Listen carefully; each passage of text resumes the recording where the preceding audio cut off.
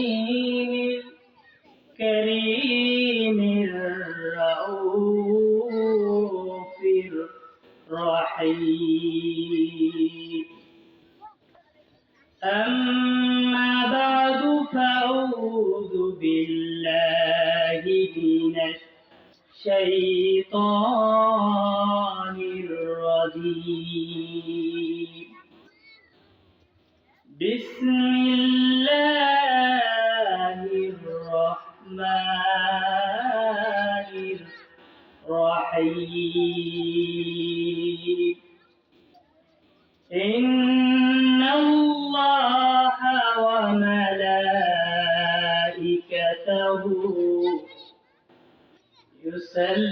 يصلون على النبي يا أيها الذين آمنوا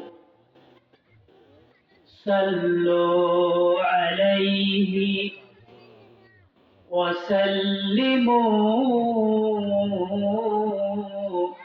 تسليما. জোরে জোরে মুহাব্বতের সাথে পড়ি আল্লাহুম্মা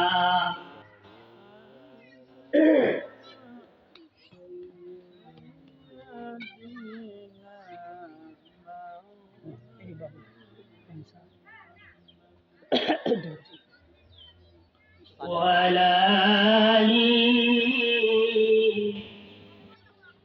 سيدنا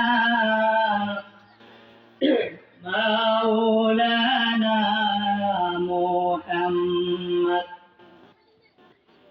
যেখানে থাকো যেভাবে থাকো নবীর আদর্শ মেনে নাও, তাতে শান্তি তাতে মুক্তি। যদিও তুমি মরে যাও আল্লাহুম্মা সাল্লি আলা সাইয়্যিদিনা মাওলানা মুহাম্মদ ওয়ালা আলি سيدنا مولانا محمد। मौत को सम जाएगा फल इख्तिताम जिंदगी दर हकीकत मौत तेरे इब्तिदाए जिंदगी। अल्लाहुम्मा सल्ली अला सय्यिदिना मौलाना मुहम्मद वअला आली सय्यिदिना مولانا محمد بلغ العلا بكماله كشف الدجى بجماله حسنت جميع خصاله صلوا عليه وآله कि मोहम्मद वफा तूने तू हम तेरे हैं। ये जहासी जो क्या ये जहासी जो है क्या लौह कलम तेरे हैं। बलग लोला बिकमालिही كشف الدجى بزماله حسنت جميع خصاله صلوا عليه وآله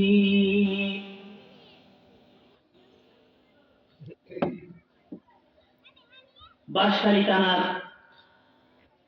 স্বনামধন্য গ্রাম নাটোয়া শামসিয়াগুনা দারুল কোরআন ইসলামিয়া মাদ্রাসার আজিমুস শান বার্ষিক জলসার এই অধিবেশনের সম্মানিত সভাপতি, যার অক্লান্ত পরিশ্রমে এই মাদ্রাসা হয়েছে, মসজিদ হয়েছে, আমরা নামাজ পড়েছি, আমার অত্যন্ত প্রিয় বাগিনা বিশিষ্ট আলেমে দ্বীন, এতদ অঞ্চলের অত্যন্ত কিতাব পড়ুয়া ব্যক্তি, অত্র মাদ্রাসার স্বনামধন্য পরিচালক, নাজিম ও তালিম শিক্ষা পরিচালক প্রধান জনাব মৌলানা মুফতি সলিম উদ্দিন সাহেব, এই প্রতিষ্ঠানের আসাতে একরাম, অধ্যয়নরত ছাত্র ছাত্রী ভাই এবং বোনরা, আমার আশেপাশে মুরব্বিয়ান একরাম আছেন, পর্দার আড়ালে অবস্থানরতা মা তুল্য বোন তুল্য প্রিয় মশকুরাত মা এবং বোনেরা, আসসালামু আলাইকুম ওয়া রাহমাতুল্লাহ। আমি আমার মুখতাসার কথার শুরুতে সেই জাতে পাকের শুকরিয়া জ্ঞাপন করি যে মহান রব্বি করিম এই অজপড়া গ্রামকে আল্লাহ তাআলা কবুল করেছেন বিদায় এখানে একটি প্রতিষ্ঠান হয়েছে, মসজিদ হয়েছে। আমাদের স্বপ্নেও ছিল না আমরা সুন্নতি আলিয়া মাদ্রাসায় পড়তাম, এখানে যে আল্লাহ তাআলা এতগুলো প্রতিষ্ঠান করবেন, আল্লাহ তাআলার মেহেরবানি। আবার সেই প্রতিষ্ঠানে আমরা কথা বলবো, এগুলো যেন আল্লাহ তাআলার বড় এক মেহেরবানি। সেজন্য লা ইলমা লানা ইল্লা মা আল্লামতানা, আমার কোনো জ্ঞান নাই, অবুঝ এক ছেলে হিসেবে, এলাকার ছেলে হিসেবে আল্লাহ তাআলা যদি তৌফিক দান করে, এই এলেমের সাগর থেকে দুই একটি কথা যদি রব্বি করিম আমার শক্ত সদর করে দেন, আমার এলেমের শামিল হাল করে দেন, আমি আল্লাহ তাআলার উপর তাওয়াক্কুল করে দুই একটি কথার দিকে যাব ইনশাআল্লাহ। আমি আমার আলোচনার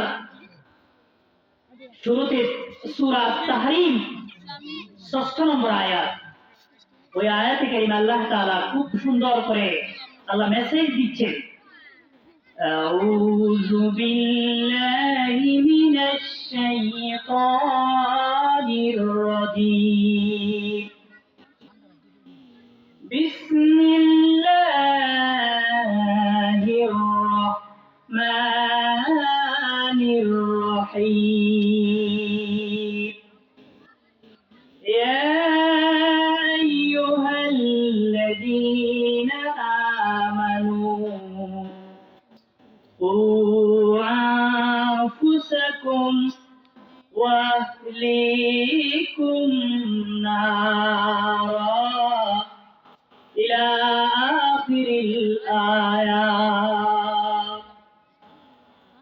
আমার মনে কত গুরুত্বপূর্ণ মেসেজ কোরআনুল কারীমের ৬,৬৬৬টি আয়াতের মধ্য থেকে সূরা তাহরিমের ৬ষ্ঠ নম্বর আয়াতে পুরো বিশ্ববাসীর জন্য মেসেজ জারি করে দিলেন। আল্লাহু আকবার বলি।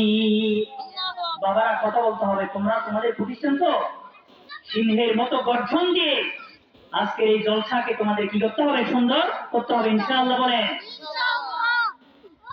আল্লাহ তাআলা কত সুন্দর করে বলেন, শুধু এখানে মুসলমান জাতি নয়, সমস্ত জাতি ধর্ম বর্ণ নির্বিশেষে আদম আলাইহিস সালাম থেকে যত আহলে বাইত পৃথিবীর জমিনে আসছেন আসবেন, সমস্ত মানুষকে আল্লাহ তাআলা লক্ষ্য করে বললেন, ওগো আমার বান্দা বান্দিনীরা যারা বিশেষ করে আমানু, এটা আমরের সিগা, তোমরা যারা ঈমান এনেছো, আমানু, তোমরা যারা ঈমান এনেছো, কু আনফুসাকুম, তোমরা কু, আল্লাহ তাআলা একটা আমরের সিগার করার একটা আমর, ইম্পারেটিভ সেন্টেন্স, তোমরা তোমাদের পরিবার পরিজনদেরকে আল্লাহর আগুন থেকে বাঁচাও।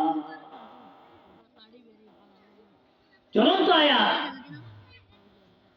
আল্লাহ তাআলা এই জন্য বললেন যে জাহান্নামের একটি প্রাচীর, আল্লামা জালালউদ্দিন সুয়ুতী থেকে শুরু করে জাহান্নামের একটি প্রাচীরের দূরত্ব হবে, কেউ বলেছেন 10,000 মাইলের দূরত্ব, আর কেউ বলেছেন 40,000 মাইলের দূরত্ব। এই জাহান্নামের একটা প্রাচীরের দূরত্ব যদি এত পরিমাণ হয়, ওই জাহান্নামের শাস্তি কত ভয়ানক হবে, আল্লাহু আকবার।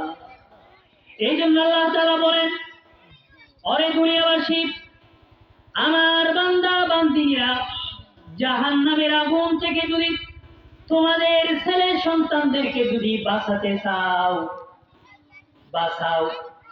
যেহেতু ওই আগুনের প্রচন্ড তীব্রতা এত ভয়ানক হবে, দুনিয়ার সমস্ত পানি যদি বরফ পরিণত করে যদি ওই জাহান্নামের মধ্যে ঢেলে দেওয়া হয়, আমার কত কথা নয়, মুফাসসির কিরামদের কথা, সমস্ত বরফ যদি জাহান্নামের আগুনের মধ্যে ঢেলে দেওয়া হয়, তবু এই দুনিয়ার বরফগুলো জাহান্নামের একটা জলকের আগুন নিভাইতে পারবে না। এই জন্য আল্লাহ তাআলা এই জাহান্নামের ভয়ানক শাস্তি থেকে মুমিন জাতিকে, মুসলমান জাতিকে বাঁচানোর জন্য ১,৫০০ বছর আগে আল্লাহর হাবিবের উপরে জ্বলন্ত মুজিজা মেসেজ নাযিল করে তামাম বিশ্ববাসীদের কর্ণকুহরে যাতে এই মেসেজ ছেদন করতে পারে, আল্লাহ তাআলা কুরআনুল কারীমের মধ্যে মেসেজ জারি করে দিলেন। সুবহানাল্লাহ। এই জন্য কবি বলে, মুমিন তাবিঈ বলে জানি, যে শুনে কোরআনের বাণী, মাওলার ডাকে হৃদয় কাঁপে, চক্ষু দিয়ে জরে পানি। কুরআনুল কারীমের একটি আয়াত রাসূলের সাহাবায়ে কিরামদের জন্য, সালফে সালেহিনদের জন্য, খুলাফায়ে রাশিদিনদের জন্য, রাবাতা সালিহিন সিদ্দিকিনদের জন্য যুগের নয়ন যুগল ঠান্ডা করার এক অময় বাণী ছিলেন। কোরআনের মজা বুঝতে নেরা, আমি যে আয়াতে কারিমা তেলাওয়াত করেছি, আল্লাহর বান্দারা, ও শামসিয়া গুনার মা এবং বোনেরা, শামসিয়া গুনার আল্লাহর বান্দা বান্দিরা, মুহাদ্দিসিনে কিরামগণ, আল্লাহ তাআলা যে জাহান্নাম থেকে বাঁচানোর জন্য বলেছেন, এই গভীর কথা আপনারা সহজভাবে বুঝতে পারবেন না। এই জন্য দুনিয়া বাসা যারা মুহাদ্দিস মুফাসসির রয়েছেন, ওই আল্লাহর বান্দারা এই আয়াতে কারিমার তাফসীর করে জীবন পানা ফিল্লা করে দিয়েছে। সুবহানাল্লাহ।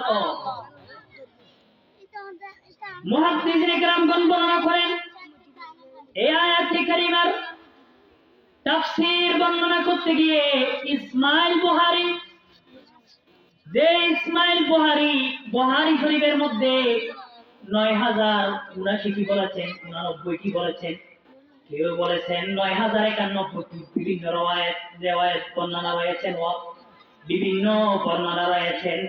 তোর মধ্য থেকে ইসমাইল বুখারী রাশিয়ার বহারাই নগরীতে যে কৃতি সন্তান জন্মগ্রহণ করে তাম বিশ্বকে আলোকিত করে দিয়েছে। আল্লাহু আকবার। মসজিদে হারাম সেই জান্নাতের, যেখানে জান্নাতের টুকরা বলা হয়েছে, সেই হারামের পাশে যিনি বসে বসে আল্লাহর নবীর পবিত্র জবানের হাদিসগুলো তিনি জমা করেছেন। তিনি দুনিয়ার ইবনে হাজার আসকালানী বিশ্বনন্দিত মুহাদ্দিস মুফাসসির ইবনে হাজার আসকালানী তিনি বলতেছেন, এই দুনিয়ার মানুষেরা যদি কোন ইলমের পাহাড়কে যদি দেখতে চাও, ওয়াজফ জাবালুল হিফজ ইমামুদ দুনিয়া ফি ফিকহিল হাদিস। আল্লাহু আকবার। ইসমাইল বুখারীর অসংখ্য হাদিস থেকে তিনি একটা হাদিস এনেছেন। ويقول النبي صلى الله عليه وسلم كل مولود يولد على الفطرة فأبواه يحبدانه أو ينصرانه أو يمجسانه। الله أكبر। একজন পিতা, একজন মাতা তার কলিজার টুকরো ছেলেকে সে ইহুদিও বানাতে পারে, খ্রিস্টানও বানাতে পারে, মুনাফিকও বানাতে পারে, মুমিনও বানাতে পারে। একজন নেককার পবিত্র আল্লাহর ওলিও বানাতে পারে। আল্লাহু আকবার। ইমাম বুখারীর মা এই আল্লাহর কাছে দোয়া করেছিল। ইমাম বুখারী যখন বুখারীর মুকাদ্দমার মধ্যে আমরা পড়েছি, তিনি যখন অসুস্থ হয়ে গেলেন আল্লাহর কাছে দোয়া করলেন। ইমাম বুখারীর মা দোয়া করলেন, আল্লাহ আমার ছেলের সুস্থ করে দাও। দোয়া করলেন ছেলের সুস্থতার জন্য। মায়ের দোয়া আল্লাহর আরশ পর্যন্ত পৌঁছে যায়, ছেলে আদা হয়ে যায়। আল্লাহু আকবার। দোয়া করলেন সুস্থতার জন্য, আর ছেলে হয়ে গেলেন আদা। তিনি আরো আচ্ছাদিত হয়ে গেলেন, হতচকিত হয়ে গেলেন। বললেন, বাড়ি লাগে রাতের ৩টা যখন সুবহে কাজে হয়ে যায়, তাহাজ্জুদের সময় আবার আল্লাহর দরবারে দোয়া ডাক দিলেন, আল্লাহ দোয়া করেছিলাম তোমার কাছে আমার ছেলের সুস্থতার জন্য, আপনি আদা করে দিয়েছেন। আল্লাহু আকবার। আবার দোয়া করলেন, আল্লাহ তাআলা ইমাম বুখারী আর চক্ষুকে আল্লাহ তাআলা ভালো করে দিলেন। আল্লাহু আকবার। এই বুখারী শরীফের মধ্যে একটি হাদিস, সমস্ত ছেলে সমস্ত সন্তানদেরকে আল্লাহ তাআলা মায়ের রেহেমের মধ্যে দ্বীন গ্রহণ করার মতো ফিতরাত, ইসলাম গ্রহণ করার মতো ফিতরাত, আল্লাহকে বুঝার মতো ফিতরাত, মাবুদকে চিনার মতো ফিতরাত দিয়ে মায়ের রেহেমের মধ্যে পাঠান। কিন্তু তার মা তার গার্ডিয়ান, তার বাবা তাকে ইহুদি বানায়, খ্রিস্টান বানায়, ওই ইহুদিদের কালচারে লালিত করে আল্লাহ দ্রোহী নাফরমান বানায়, আর রাসূলুল্লাহর সুন্নাহ তরিকা অনুসরণ করে আল্লাহর ওলি বানায়, মুহাদ্দিস বানায়, মুফাসসির বানায়। ইমাম বুখারীর মতো, ইমাম বুখারীর মা যেভাবে জগৎ বিখ্যাত মুহাদ্দিস বানিয়েছেন, ওইভাবে মুহাদ্দিসও বানায়। আল্লাহু আকবার। এজন্য আল্লাহর এই আয়াত, ভয়ানক আয়াত আমরা একটু বুঝি। এই আয়াতের ব্যাখ্যা করতে গিয়ে মুহাদ্দিসিন কিরামগণ বলেন, ও দুনিয়ার মা বাপরা, গার্ডিয়ানরা, তোমরা যারা রয়েছো, আল্লাহর আযাব থেকে যদি তোমার ছেলে সন্তানকে বাঁচাতে চান, জন্মের পর থেকে মা হিসাবে, বাবা হিসাবে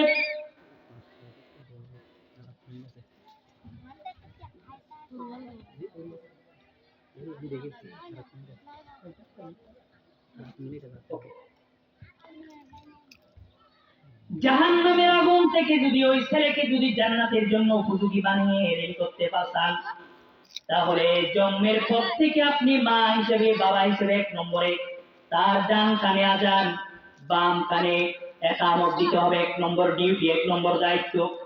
ব্যাখ্যা পরে সময় শেষ।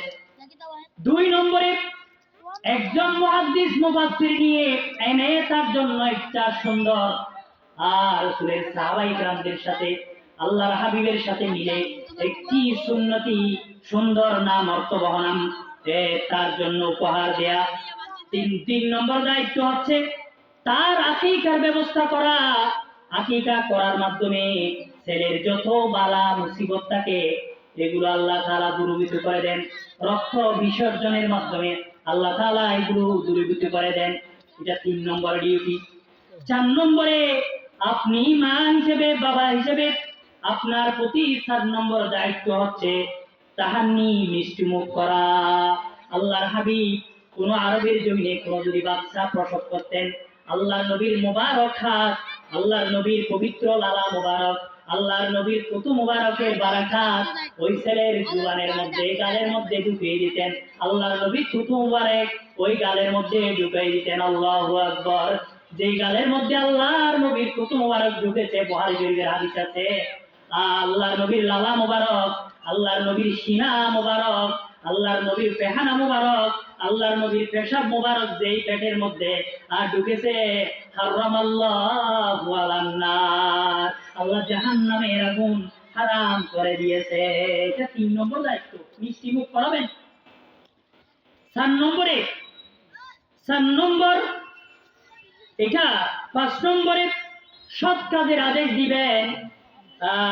6 নম্বরে অসৎ কাজ থেকে বারণ করবেন।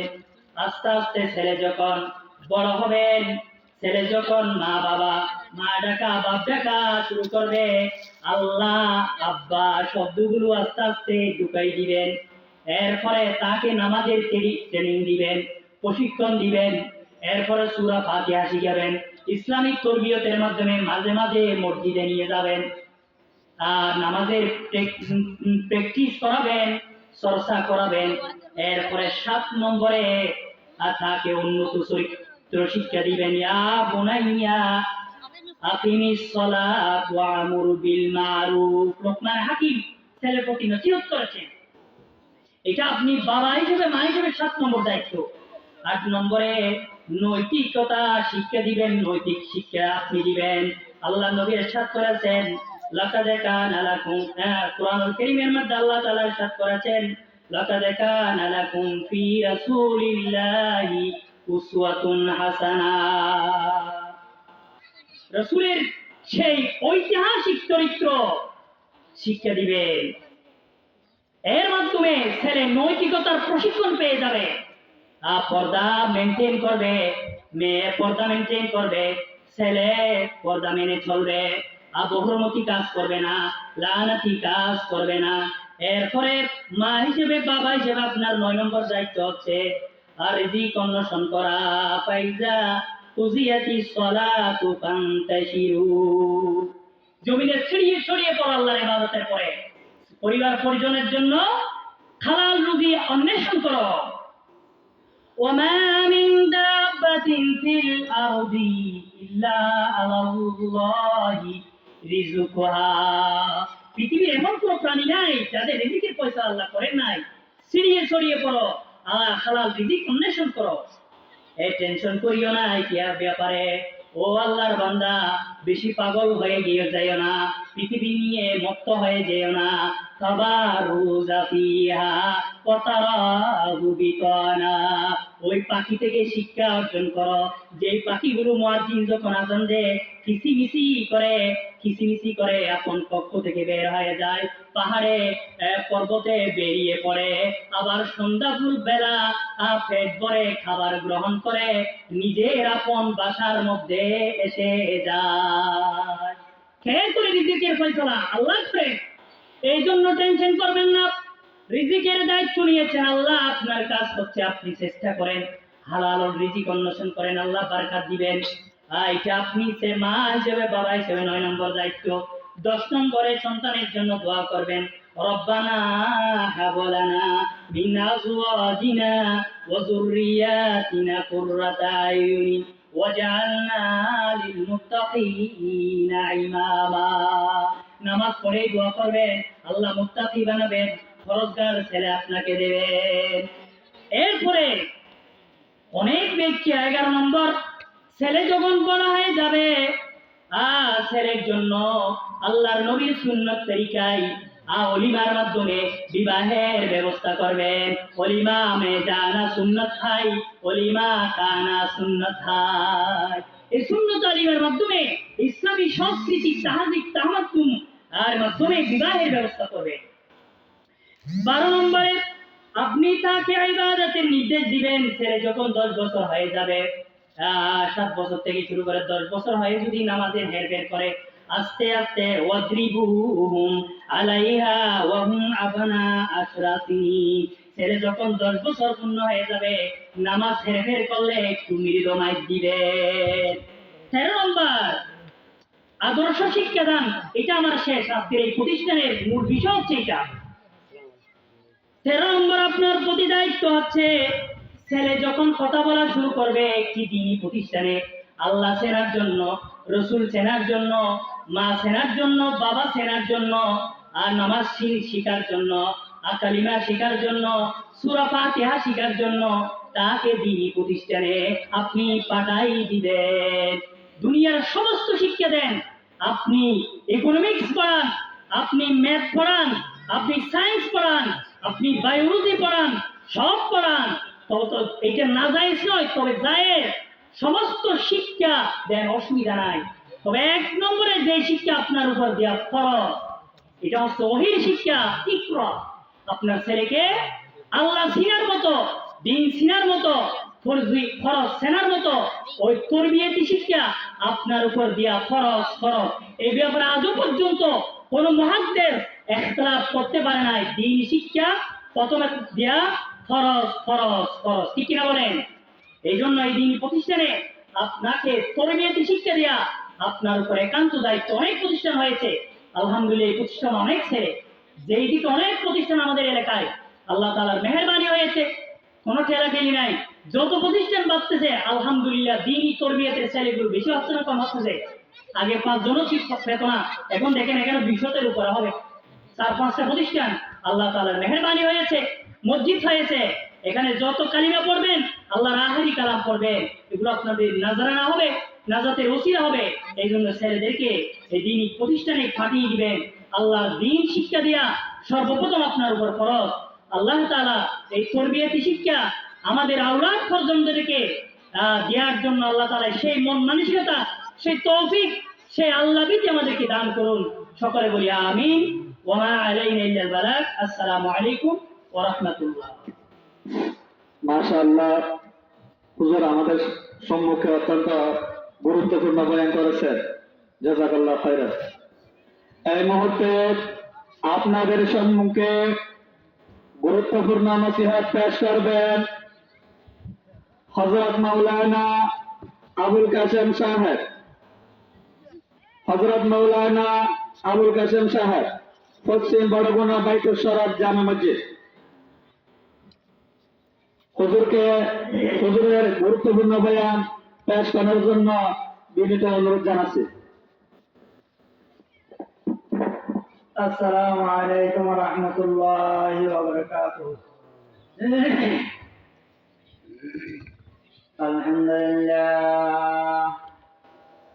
আলহামদুলিল্লাহ নাহমাদুহু ওয়া নাস্তাঈনুহু ওয়া নাস্তাগফিরুহু ওয়া নু'মিনু বিহি ওয়া নাতাওয়াক্কালু আলাইহি।